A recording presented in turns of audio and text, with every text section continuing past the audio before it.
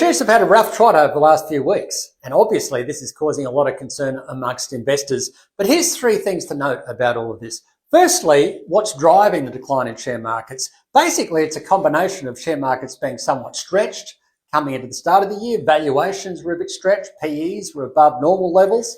And then, of course, Donald Trump and all this noise coming out of the White House regarding tariffs, the Doge and so on, that's caused uncertainty in the minds of investors. Trump hasn't even ruled out there could be a recession. I hate to predict things like that. That's added to the uncertainty and concern. Consequently, share markets have gone down.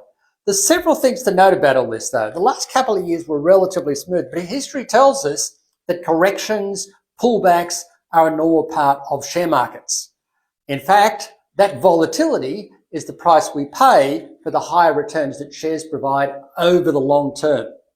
Final point to note is that trying to time all of this is really, really hard. We think that share markets could have some more downside. Trump's got more to do on tariffs.